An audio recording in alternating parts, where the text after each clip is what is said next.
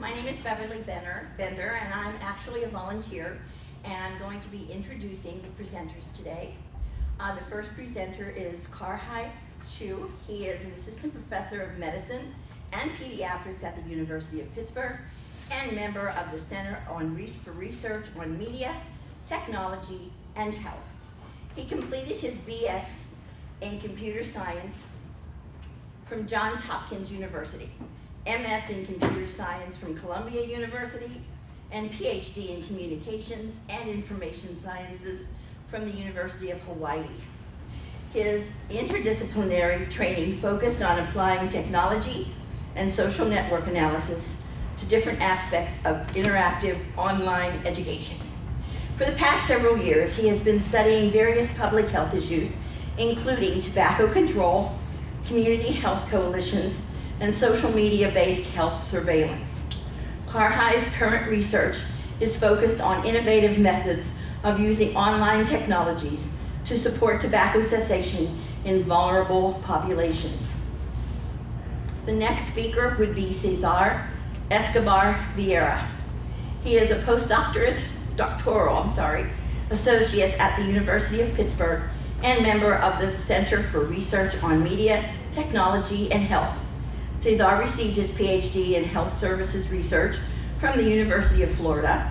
Previously, Dr. Escobar-Viera completed his medical education and clinical training in psychiatry in his home country of Paraguay, where he also served as CMO of the only public psychiatric hospital during the psychiatric reform in the country. His main research interests include leveraging social media and consumer information technology to improve both mental health outcomes and access to mental health services for minority individuals. He is currently working on several projects related to the impact of social media on mental health outcomes, with focus on identifying risk and protective factors for depression among sexual minority individuals and other minority populations. Would you please give a nice round of applause and a Western Pennsylvania welcome to our two distinguished. Thank you guys so much, and thank you for the invitation. Thank you for a nice introduction. So my name's Hai, and I'll just quickly start by saying we mistimed our presentation, so this will be a little shorter than the full hour, and we'll get nice laptop time before lunch. But it'd be great to have a kind of a dialogue and conversation, because for us this is a new project, and we definitely would be interested in feedback. As Beverly mentioned, my background is actually in technology and public health. So it's sort of, you'll kind of easily see how this funnels into my work. I've been doing tobacco control work for about 8 years, and I was fortunate enough, this was in Los Angeles at University of Southern California. Primarily my training was on disparities. So we focused on African American and tobacco, Hispanic, adolescent, and youth. And so for me, every time I think about tobacco, whether it's prevention, surveillance, cessation, there's always a disparities component to it. What's different about a particular population? Is it a vulnerable group? And I think and the research has kind of shown that there's different ways to treat different people. And I think Todd was really great. His talk was tremendous to begin with. But I think his kind of story example of, what the kind of socially leading up, what these components are that that affect different people differently with health. Whereas for him, it might have been waived. For tobacco, I think, a Hispanic teen, an African American teen, someone who's LGBT will come up and learn to start smoking differently, whether it's peer influence, whether it's targeted marketing. And cessation kind of goes along that same angle. You don't have this one size fits all in a lot of different cases. So we're going to talk a little bit about our study. We're using mobile health for LGBTQ tobacco cessation, and there's a lot of different components to it. It's still ongoing, so again, any feedback would be great. We're still kind of going along. Just some quick acknowledgements. For the National Cancer Institute, which funds the majority of my work, as well as the University of Pittsburgh CTSI, which funds primarily this sub-study, and some of our support from one of our research assistants, Sarah Matheny, as well as Mike Marshall, who's involved with the overall project. So mobile health with smartphone apps. So I've been working with technology for a while, and I've kind of seen different angles to it. And really, this study comes down to two questions. And the first one for me was a bigger, this academic versus industry issue. I think being an academic, I really like evidence-based work. I like science. I like seeing evidence for why something's working. And with technology, I think it really makes sense. Everything is now, we have an app for everything. Even before we had apps, we had a website for everything. And that really kind of allows you to customize things in health, whether it's interventions, whether it's treatments, and it really allows, and I think for me, doing disparities research really says you can do really specific things targeted to different populations and be much more effective in your treatments, prevention, and otherwise. The difference is, industry also has this idea too, whether it's commercial, whether it's for-profit, non-profit. But sometimes it's not always evidence-based, right? You can go on your phone and your app store and a website, you can see some program for tobacco prevention, program for weight loss, something like that. And it doesn't mean that it's based on evidence, based on science, but there are facets to it that are. And there are reasons why it does or doesn't work, whether or not you end up paying the dollar for it. Kind of coming down a little bit more to tobacco, I had a big question wondering, okay, we've got all these sort of evidence-based apps. There are different research teams trying to do different things. And I think in the beginning, one of the problems we had was, I have this, maybe it's a behavioral scientist who says, I work with LGBT youth trying to quit smoking. I have this whole therapy plan. Now I want to squeeze it into a phone. Coming from a technology, I want to tell them you can't just squeeze that into a phone. You have to think from the other way. But conversely, it's not the same with industry. With industry here, you might talk to a mobile app developer who has a great idea on how to get people playing a particular game, and maybe they can also quit smoking as well. I have no evidence based on that, but I make really good apps. I've been writing code for 20 years, therefore it should work. And so you have this really back and forth, what's good, what's bad. And I don't think there's an easy answer. I sort of hedge and take a little bit of both. So one of the studies I'm conducting that's the umbrella for this is really looking at an off-the-shelf app with the argument that, you know what, they have over 500,000 downloads on the App Store, the tobacco cessation app. That's great, and they're reaching a lot of people. It's not based on any evidence at all, but if it's reaching people trying to quit smoking, could it still work? Compared to the National Cancer Institute, who supports an app that's reached 5,000 people.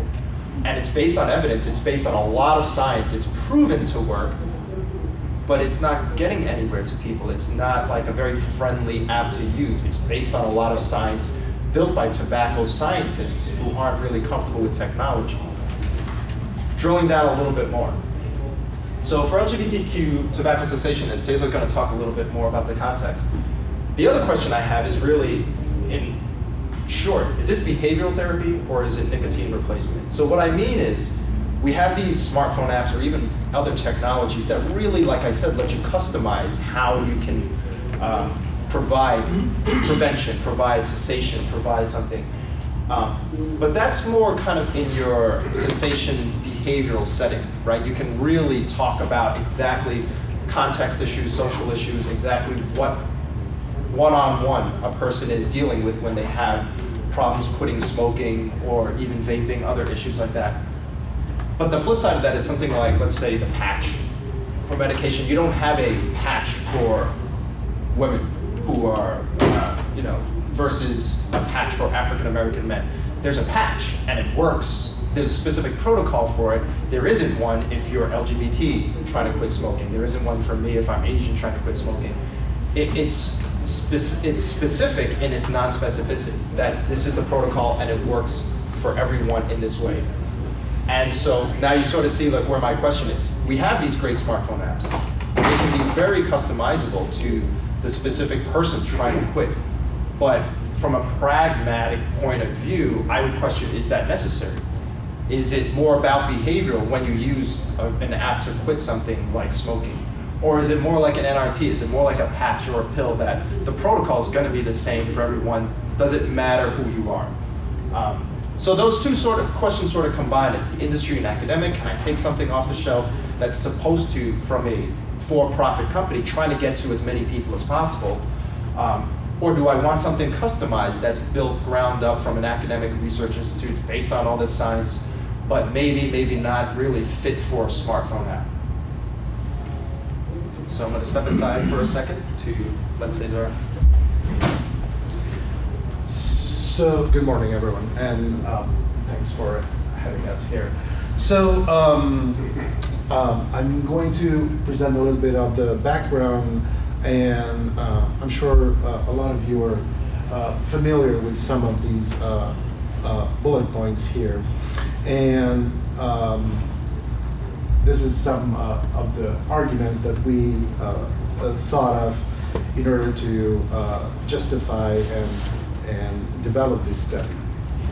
So we know there's a lot of striking disparities that persist to this day in terms of tobacco use among LGBTQ populations compared to cisgender heterosexual peers. And these disparities occur both in cigarette smoking and secondhand tobacco exposure.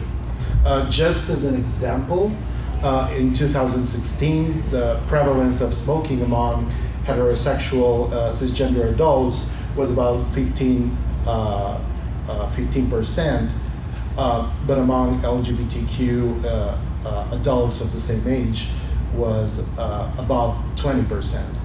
And these disparities persist across several measures of tobacco use, including lifetime use, early onset of smoking, and number of cigarettes smoked per day, and in over the past 30 years.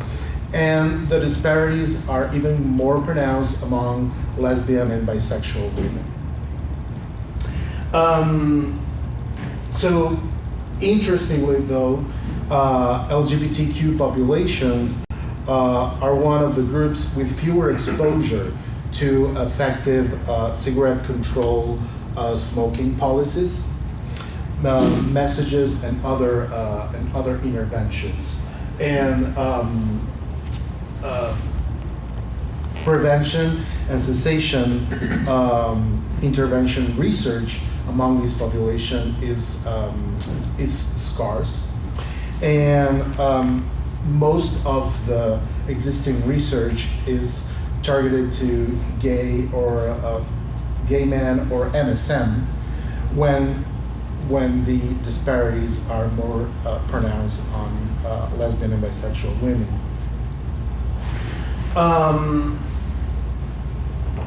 So in terms of technology use, a lot of LGBTQ populations are more exposed, disproportionately more exposed to tobacco marketing, either as social events, social media, or other communication technologies like mobile apps. Dating mobile apps are just like one example of a medium that markets tobacco to these populations. Interestingly though, a research conducted among LGBTQ young adults found that they do see mobile apps and social media campaigns as potential ways to delivering cessation interventions to this particular population. And in qualitative assessments conducted among LGBTQ adults, young adults, the potential features that they would like to see considered in a mobile app focusing on tobacco cessation included things like accessibility, that means free of cost, ability to monitor and tracking, connecting with community and social networks, personalization, and a sort of system of rewards and notifications. So with all these ideas in mind, we propose to evaluate the acceptability and satisfaction of a tobacco cessation mobile app among a sample of LGBTQ adults between the ages of 18 to 30 years of age. Before even starting our work, we wanted to develop our questionnaires and follow-up questionnaires based on community feedback So we partnered with the Youth Research Advisory Board at the University of Pittsburgh. This is a group of sexual and gender minority youth that is associated with the university, and they provide feedback to researchers who are developing research projects with sexual and gender minority populations in mind. So we conducted one assessment, sharing our research project. We got a lot of feedback from them, and we're able to incorporate some of that feedback into our assessments for our participants. Okay. So in terms of recruiting our participants, we used a couple of different ways. First of all, we use, and I should say maybe this was like a complement to our main recruitment method. We used a registry of persons interested in participating in research that is maintained at the University of Pittsburgh. We wanted to recruit young adults living in Pittsburgh and in 25-mile radius of Pittsburgh. This is because we wanted our participants to come to us for 2 follow-up assessments. And P plus Me is this registry maintained by the university, and it links individuals who are interested in participating in research with the available studies that are being conducted by researchers at the university. Peopleplusme.org is the website, and anyone can register as a potential participant. And if you do that, you will receive emails or some sort of notification on your phone when a study that is of your interest is available, and you can then choose to contact the research team. So this was actually our main recruitment method. We also use some flyers that we posted at several community organizations and some businesses around Pittsburgh. And as a complement, we also recruited from social media, posting targeting ads both on Facebook and Instagram. These ads were targeted to be shown to individuals living in the 25-mile radius around Pittsburgh, and we were able to use some of Facebook filters to target individuals who might have interest in sexual and gender minority communities, and who might have interest in support groups for sexual and gender minorities. Doing this, we were able to reach a total of 76,000 individuals that saw at some point our ads on their Facebook or Instagram feed. And of those, over 3,000 clicked on our ad and were then taken to the study website, which is hosted in the university website. And of those, some of them were able to choose to contact our research team and were recruited as participants. Because we are conducting an acceptability and feasibility study. We have a target of only 40 participants over the entire course of the study. Right now, we are at, I put 16, Sarah, thank you. Sarah corrected me. We are currently at 14 participants recruited in the study. 2 of them didn't show up for their first assessment. We are right now, I think a couple of them finalized their 2 assessments, but we still have quite a few who are in the study, and we still have 1 or 2 assessments pending. Thank you. So I'm just going to give you a quick view of, sort of to show what the difference is between an academically developed cessation tool and industry developed. So our study is using one called QUIT, and I'll show that in a second. But I want to show this is what the National Cancer Institute supported, developed. I think it's called QUIT Guide, where they have an app available for any smokers to come on, and they actually do a few examples. I think they have one just for teens. They have other kind of resources specific to different vulnerable populations. But you sort of set up this app and you talk about when you want to quit, how often you smoke, when you smoke. You can track your cravings, you can track your mood, you can say when you fell off the wagon, you get some motivational messages, you talk about your mood, you talk about age. So they have a diary function, which I think, is, again, science squeezed in because there are certain therapies where for addiction, you do want to kind of jot down when your cravings are.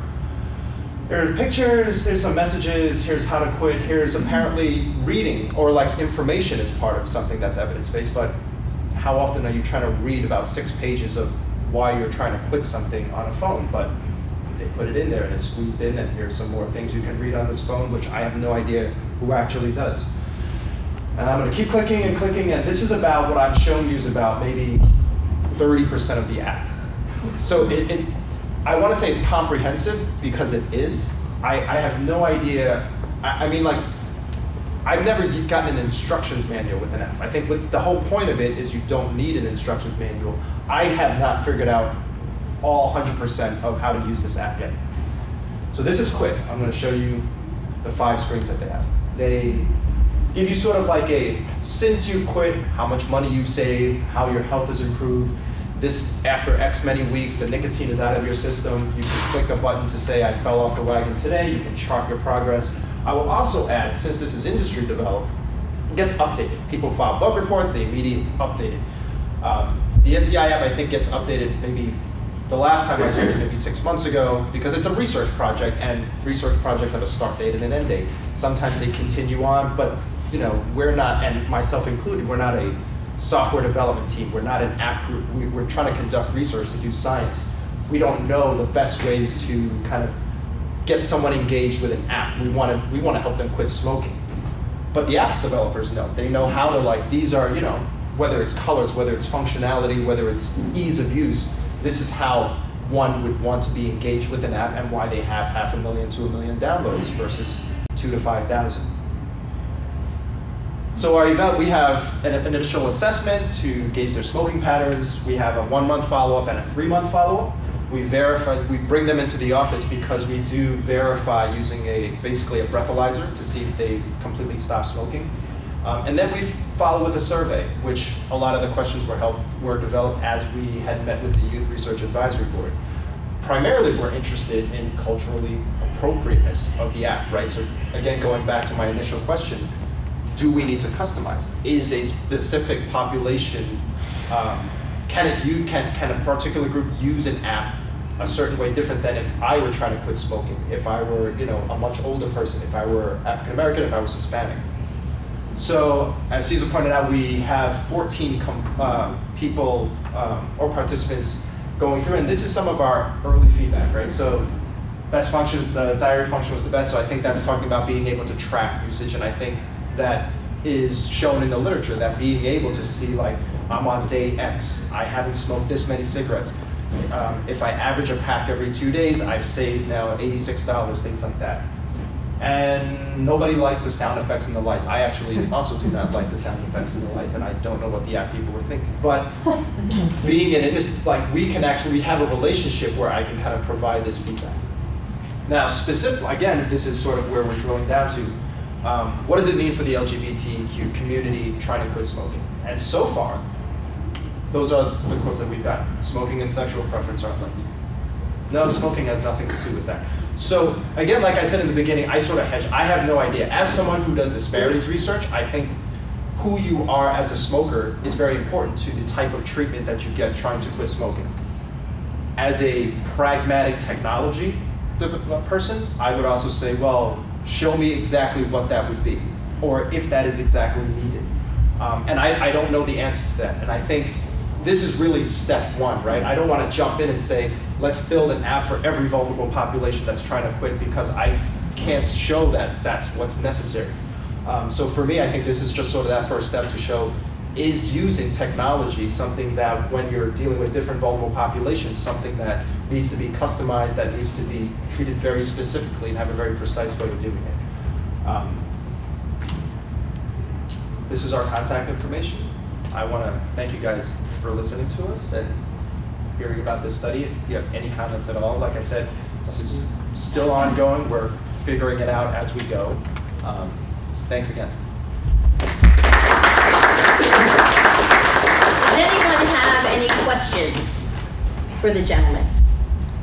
Yes. I was, as long as it's not secret, I guess, I was interested in what was on each of your pages that you clicked on at the website for the app. On the actual app, or on the Facebook, the recruitment stuff? No. You mean the app? So this. Yeah, like.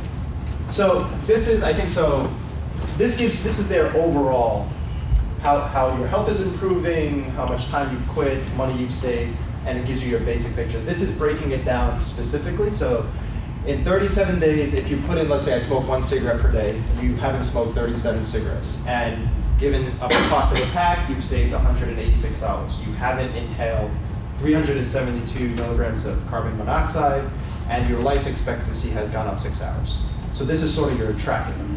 These parts are, the developer is more game-based. He came from like game development, so he has these achievements, right? After you've done this much, you've unlocked a new What do you tell them to do?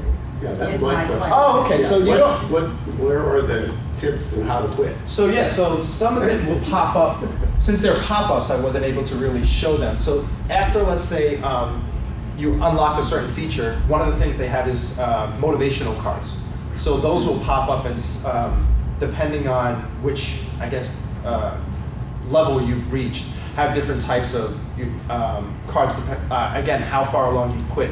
Whether it's kind of just something simple like, glad you haven't smoked today, whether it's kind of hints like, have an apple instead of this, go outside, walk 5 minutes, different types of hints and messages that pop up going along with your progress.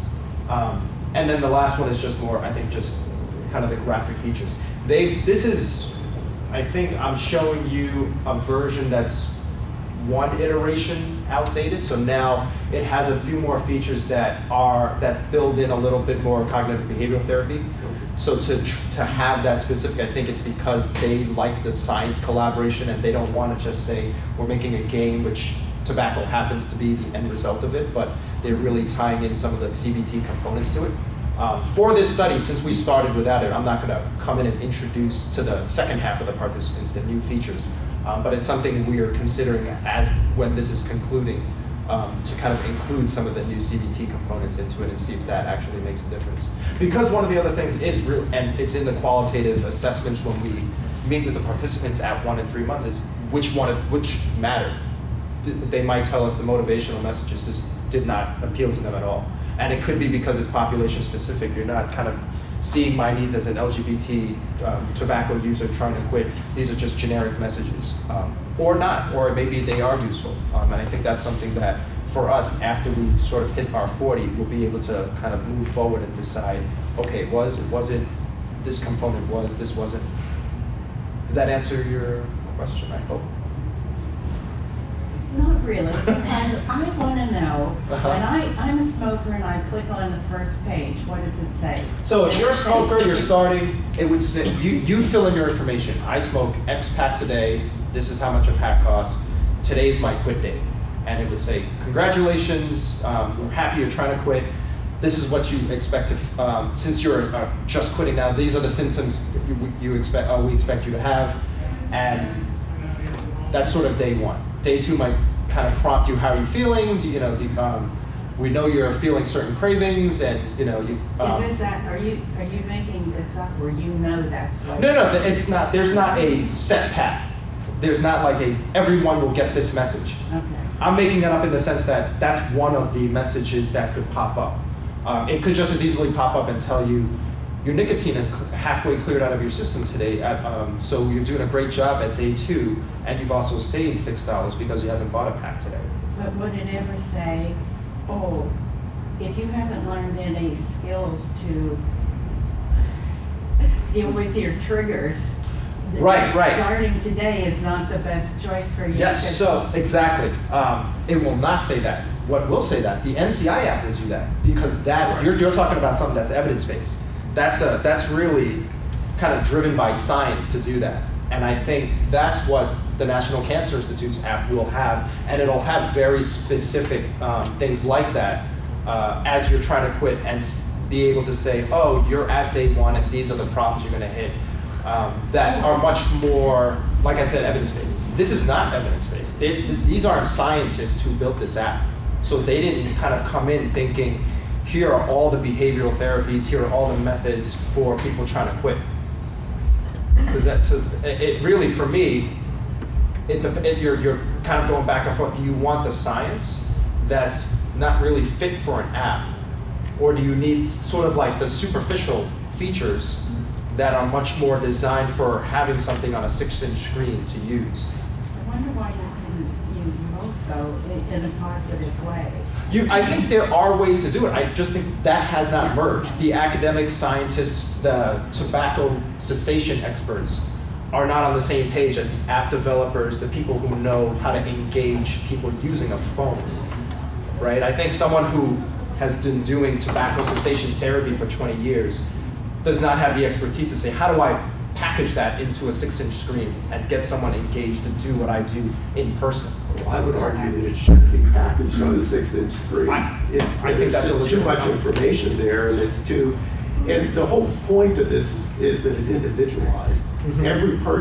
Every one of us in this room is a smoker. We would all be quitting in a slightly different way. So the whole point is to make each quitting program individual, tailored to that person, not the group that they happen to be identifying with or the group they're in. Right, and I think that has more to do with smoking patterns. It has more to do with kind of even how you would use an app, and that's one of the reasons we actually only targeted 18 to 30, because I think we had too big of a can of worms if we wanted to get everyone and find out exactly how everyone did it. For us, this was, like I said, kind of step 1 to see what we would find out about smoking patterns and quitting. Is there do they suffer? Wait just a second, let me just pick on people, please, okay? So that we don't have 15 people talking at the same time. Yes. In known populations, I agree simpler is better. Mhm. Because people that have apps on their phone do not want to spend hours or half an hour reading something. Okay, they're more likely, like we say, game oriented. And what they're going to do is they're going to look at something and they're going to say, hey, I can identify with this is going to be the information that I need. And I think that's the reason why the national health people are saying, wait a minute, it's too much information and it's too cumbersome to go through. I think looking at the population that you're looking at age-wise and things like that, this is something that would appeal to them. Mm-hmm. And when you did your initial survey into your study, okay, sexual preference was one of the questions that was asked. Yes. On your study. Mm-hmm. Why do you think it was such a limiting factor that you only have 14 people involved? Do you want to speak Do you have any idea? Do you think that you didn't hit the right market or? the right Well, market? so we had with our social media marketing, we had a couple of irregular cycles, I would say. We attempted to publish our ads on a weekly basis, well, every 2 weeks actually. And then we would stop for 1 week and then do it again for the next 2 weeks. We experienced some difficulties having our ads approved over time by Facebook because of we modified our text a couple of times because, and I think rightfully so, Facebook has now stricter policies in order for you to target Facebook users.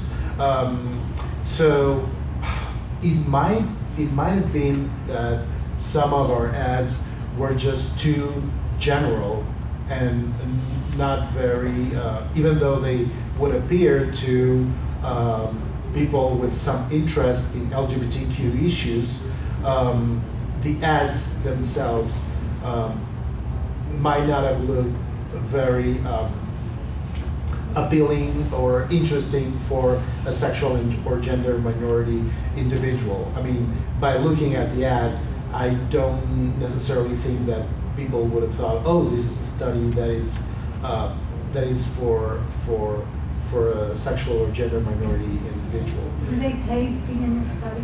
I'm sorry? Did they receive compensation for being in this study? Oh, yes. Our participants are compensated for their participation, and we also provide some help or transportation. Yes. And just following on your idea, I mean, and maybe it's the age group, previous research has actually found that in terms of their preference with technology, people actually express their interest in notifications, a system of rewards, qualitative assessments conducted previously did not necessarily find a strong interest in a lot of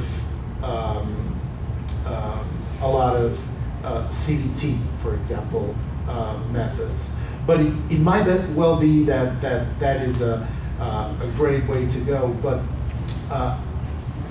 technology users in this age range are not asking for those features, and these are people who are interested in quit smoking as well. Okay. Ma'am? Oh, You sure? yeah, I'm sure. Are you positive?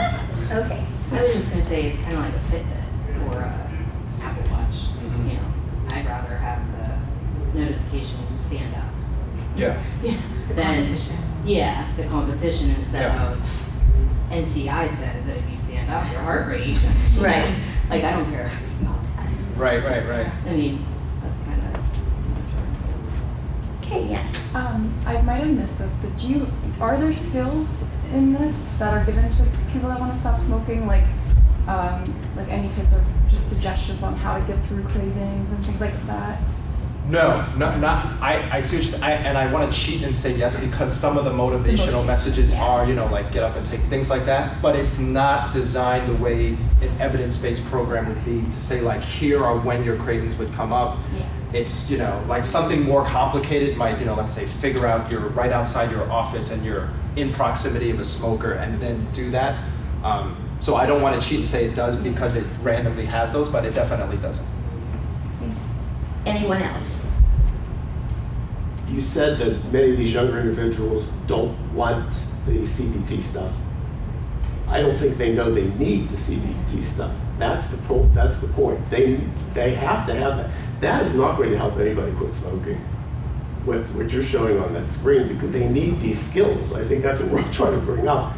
But they don't know they need them. So the fact that they're telling you they don't want them, I don't think is relevant because they don't even know that that's what they need to quit. They need to be educated on what information, what steps they should be following to quit successfully. I 100% agree. As someone who does cessation, I think that's absolutely true. I think you pointed out too, squeezing that into a phone Right, is not the solution, you know. I think this can help as an adjunct. Yes. Yeah, that's fine. You know, if I was running a group, I would, if Yeah. I wanted to use that as the, you know, track. Oh yeah, and actually That's fine. the initial study we are still doing with this is working with hospitalized smokers as a way to kind of get follow-up after discharge, to kind of have that 24-hour support when you're, you know, not in that setting. And I think that makes sense, again, like pragmatically, because you can't have 24 hours with a counselor sitting next to you. But yeah, I wouldn't even go in saying, if you download this, you'll quit and you'll be fine. Gotcha. You know? Okay. I have a question. Absolutely. The age range Yes. was 22 to 30. 18 to 30. 18 to 30, Yes. okay. Do you notice now that most of that age group has either switched to a vape? I know, you're probably gonna kill me, huh? Should I go out there? Are you going to have a study on that? Because they contain nicotine. And with the Juuls right now, with these teenagers under 18, it's more like an epidemic. So, I mean, I've noticed even the people that work in our office, most of them have either gone to a vape and then gone back to cigarette smoking, or they have gone from a vape and gone to the Juul. So I just didn't know if your research was going to expand to that, because they do contain nicotine, and you're talking nicotine replacement therapy. Right. I don't know how to start with that, because vaping is my other hat that I have okay. tried to not talk about while I'm doing Okay. the smoking. And, no, there's definitely, and actually to answer to sort of one of your questions, one of the issues we have recruiting is they come in and say, well, I have a cigarette, but I vape. Can I be in your study? And for our criteria, we consider a daily smoker to be 5 cigarettes a day, and so they end up being disqualified. But every time that happens, I always think, oh, I wish there was something, you know, that I could do, because I think cessation for e-cigarettes is even less. There's nothing. No research. Yeah, that's not even something that I could reach out and say, try this. So no, it definitely is, like I said, this is just kind of half my work is really with tobacco, the other half is all with e-cigarettes and adolescent vaping. And again, I'm trying not to mix those worlds in this talk, but it's one thing that I've like seriously considered and tried. But even, you know, something like this does not consider an e-cigarette. Like the features for it are not designed for an e-cigarette user. And I think quitting vaping is a whole different beast altogether. I don't know, I personally think this is a really good idea, but I would also use this along with like a smoking cessation program where you would get Yes. together, but because it's only once a week, you would be able to track this every day. Yes. I mean, you summed up my pitch in basically a very nice, concise sentence. You're gonna sit down. Can I answer any other questions? Well, thank you guys again. I really appreciate the feedback and the comments. If you have any thoughts, you feel free to email us, follow up with us. I'll leave our contact on the screen. Thanks. Everybody, please give them a round